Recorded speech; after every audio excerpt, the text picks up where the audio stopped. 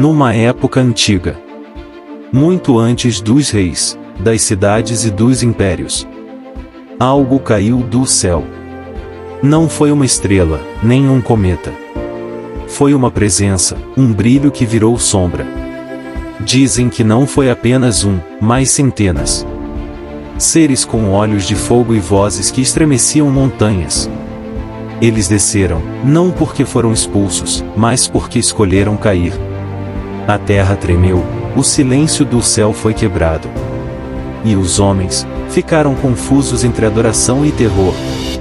Eles ensinaram segredos, falaram de coisas que não pertenciam a este mundo. Se relacionaram com humanos, misturaram sangue. E depois, desapareceram. Ou pelo menos, é o que querem que a gente pense. Alguns dizem que eles ainda estão aqui, escondidos nas sombras, soprando ideias, manipulando corações. A Bíblia fala deles, o livro de Enoque os descreve. Os antigos os temiam, e os modernos, simplesmente os ignoram. Mas agora, chegou a sua vez de saber. Você está prestes a ouvir uma história que atravessa milênios. E se você chegou até aqui, talvez não seja por acaso. Curta este vídeo, inscreva-se no canal, e prepare-se, porque o que foi escondido agora será revelado. O que você vai ver, pode mudar a forma como você enxerga o mundo.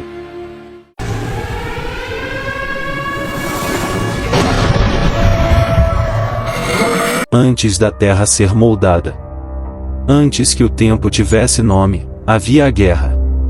Mas não entre homens, nem nações. Era uma guerra entre luz e escuridão. Um ser de esplendor incomparável, um querubim de beleza perfeita e sabedoria, começou a desejar aquilo que não era dele, o trono do Altíssimo. Seu nome? Lúcifer, o portador da luz. Mas a luz que carregava se voltou contra a fonte que a dava. E então, houve batalha no céu. Miguel, o arcanjo, liderou as hostes fiéis. E Lúcifer, com sua multidão de anjos seduzidos pela rebelião, lutou para tomar o que jamais lhe pertenceu. Apocalipse 12, versículos 7 a 9, descreve com clareza. E houve batalha no céu, Miguel e os seus anjos batalharam. O céu, lugar de ordem, pureza e glória se viu manchado por um momento com a presença da desobediência. Mas não por muito tempo. Lúcifer foi lançado para fora. E com ele, 1/3 dos anjos celestiais. Caíram. Caíram como relâmpagos. E a terra se tornou seu novo campo de influência. A tradição cristã vê esse episódio como a primeira rebelião do universo. Um anjo que conhecia a glória, mas escolheu o orgulho. E assim nasceu Satanás. Não como uma criatura das trevas, mas como uma luz corrompida. Ele não perdeu sua beleza, nem sua astúcia. Só perdeu o direito de estar diante do trono. E desde então, sua missão é simples, arrastar consigo tudo que for possível.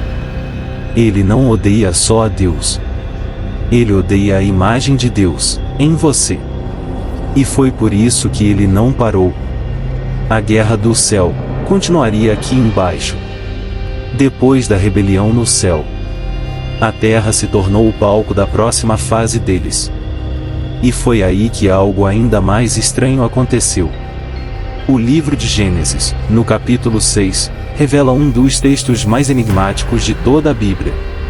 E aconteceu que, como os homens começaram a multiplicar-se sobre a face da terra, e lhes nasceram filhas, viram os filhos de Deus que as filhas dos homens eram formosas, e tomaram para si várias mulheres. Mas, quem eram esses filhos de Deus? Alguns dizem que eram apenas homens poderosos. Mas a tradição mais antiga, e o próprio livro de Enoque, afirma algo diferente. Eram anjos. Anjos que caíram, mas não abandonaram totalmente seus poderes. Eles olharam para as mulheres humanas e desejaram o que não lhes era permitido. Tomaram como esposas. Misturaram o sagrado e o tornou profano. E dessa união nascem seres híbridos, com força em comum e fome por domínio. O texto os chama de homens de renome. Mas essa fama era diferente da glória. Eram lembrados não por sua justiça, mas por seu poder e violência. Eles dominaram, corromperam, mataram, construíram reinos de terror. A terra se encheu de sangue e gritos. E o coração de Deus se entristeceu. Porque o homem, criado à sua imagem, agora carregava em seu sangue a semente da rebelião celestial. E por isso, veio o dilúvio. Não como uma simples tempestade, mas como um reinício. Um juízo divino contra tudo de ruim. Deus não destruiu apenas por causa dos pecados humanos. Ele destruiu porque o plano dos anjos caídos havia ido longe demais. Era preciso limpar a terra e guardar apenas o que ainda carregava a essência original do Criador. Noé não foi apenas justo. Seu sangue ainda estava limpo. E foi através dele que Deus decidiu recomeçar.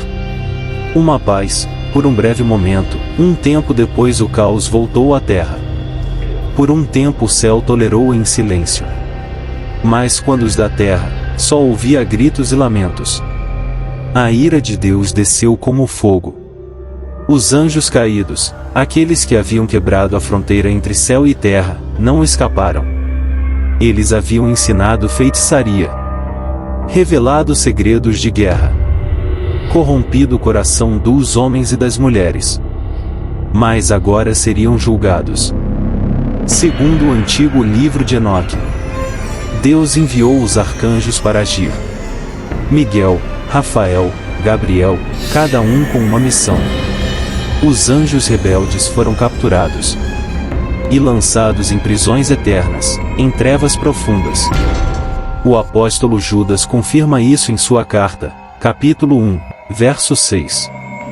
E aos anjos que não guardaram o seu estado original, mas abandonaram a sua habitação, ele tem guardado sob trevas, em algemas eternas, para o juízo do grande dia. Esses anjos não estão soltos. Eles estão presos em um lugar chamado abismo. Um espaço fora da compreensão humana. Sem tempo, sem luz, sem saída. Mas a Bíblia diz que esse abismo tem uma chave. E em Apocalipse 9, no futuro profético, ela será usada. Um anjo desce do céu com a chave do poço do abismo. E de lá, saem criaturas como nunca se viu. Fumaça, trovões e seres híbridos, metade espírito, metade praga. Estudiosos acreditam que o que está selado ali são os próprios anjos caídos ou suas obras. E que, no tempo do fim, eles voltarão. Não para pedir perdão, mas para espalhar causantes do juízo final.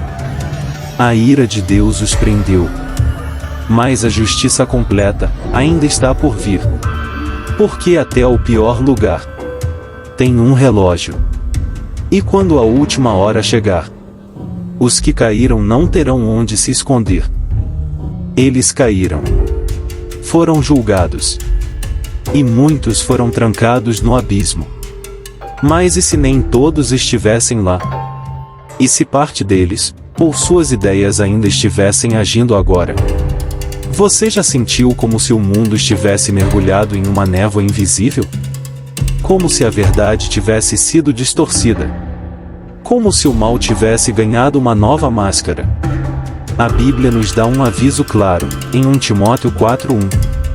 Mas o Espírito expressamente diz que nos últimos tempos alguns renunciaram à fé, dando ouvidos a espíritos enganadores e a doutrinas malignas. Não são apenas ideias erradas. São ensinamentos espirituais, sussurrados por inteligências caídas, que usam livros, músicas, plataformas, e até mesmo religiões inteiras. Criam ideologias que parecem boas, mas corrompem a alma. O ocultismo voltou a ser moda. A feitiçaria é vendida como empoderamento. Possessões são disfarçadas de autoconhecimento. E o mal se veste de luz. Exatamente como o inimigo gosta. Há vozes que parecem sábias, suaves, amorosas. Mas por trás delas, há garras. Os anjos caídos não precisam aparecer com asas negras. Eles já falam por meio de ideologias. Já agem por meio de influenciadores. Já controlam estruturas. A guerra antiga continua. Só que agora, ela é sutil, invisível, psicológica e espiritual. Eles não estão interessados em assustar. Estão interessados em seduzir. A pergunta é: você está percebendo? Ou já está ouvindo as vozes deles, sem saber? O nome é conhecido. Rejeitado por uns. Temido por muitos. E usado com fascínio por quem não entende seu peso. Quem de fato é Lúcifer? Um anjo caído? Um símbolo do mal? Ou apenas uma tradução, mal compreendida? Sabemos que ele ganhou até uma série na TV, em que ele é o mocinho, cuidado. A única vez que o nome dele aparece na Bíblia está em Isaías 14:12. Ali, o profeta fala da queda do rei da Babilônia. Diz assim: como caíste do céu, ó Lúcifer, filho da alva. Mas, no hebraico original, o nome usado é Elel Ben Shachar, que significa brilhante, filho da manhã. Mais tarde, ao ser traduzido para o latim, os estudiosos usaram a palavra Lúcifer, que significa portador da luz. E foi aí que começou a confusão. Estudiosos e cristãos antigos passaram a associar esse brilhante caído com a figura do anjo rebelde descrito em Ezequiel 28 e Apocalipse 12. Mas o texto de Isaías, originalmente, fala de um rei terreno, o rei da Babilônia que se exaltou como um deus e foi derrubado. Ainda assim, a linguagem do texto parece ir além de um simples humano. Um ser que subiria acima das estrelas de Deus. Que queria estabelecer seu trono no monte da congregação. Que seria lançado ao Sheol. Essas expressões apontam para algo maior.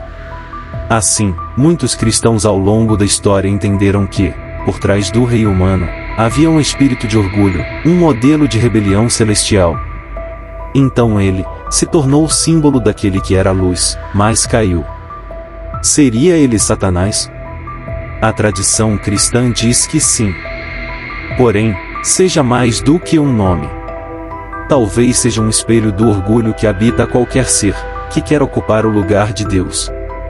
Um nome que representa uma antiga ambição, que não nasceu na terra, e continua viva até hoje. O tempo passou.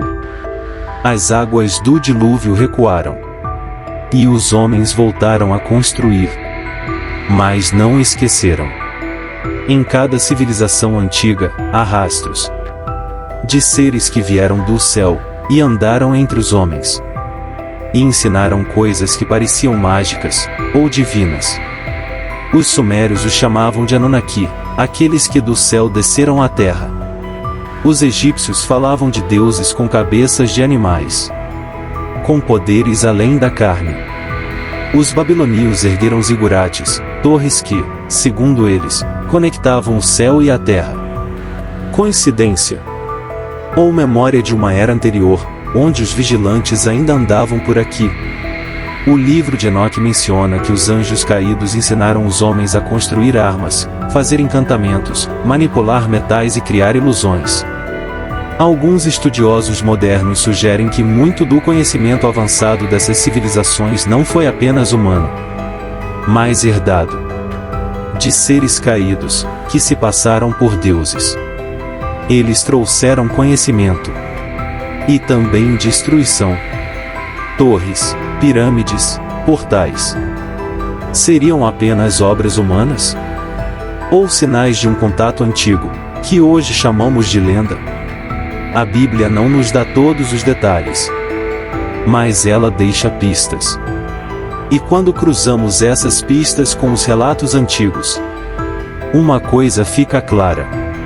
A história da humanidade pode ser mais profunda e mais espiritual do que nos contaram. E talvez muito do que achamos ser mito é apenas memória de um tempo esquecido. Entre as montanhas do Antigo Oriente existem dois montes. Um é lembrado como o lugar da queda, o outro como o lugar da promessa. Monte Hermon e Monte Sião. Segundo o livro de Enoque, foi no cume do Monte Hermon que os anjos caídos, os vigilantes, fizeram seu juramento sombrio.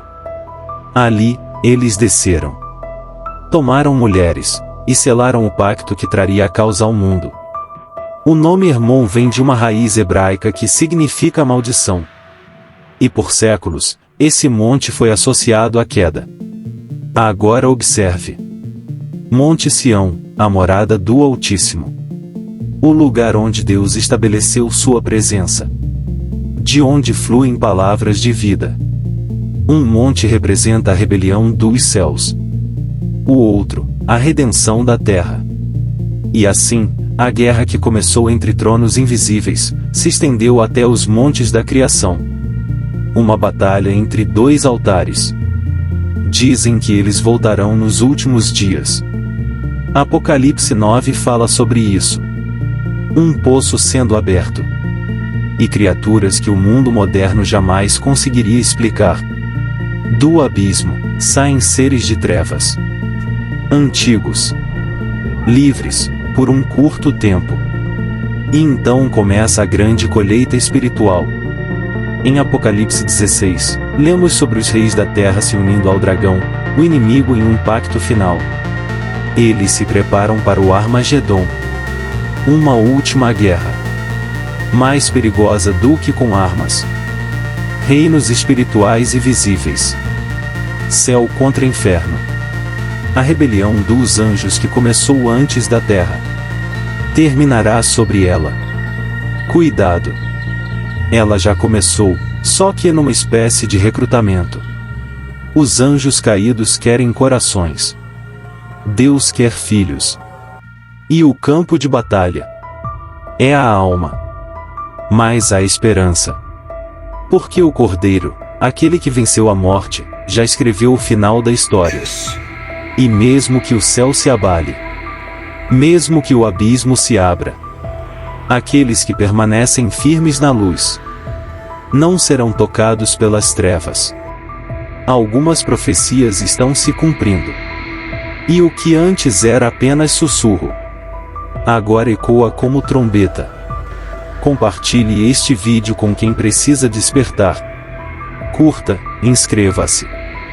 Mas acima de tudo, escolha sempre Jesus Cristo, independente da situação, e desistir não é opção. Se confiar em Jesus, Ele também vai confiar coisas grandiosas a você.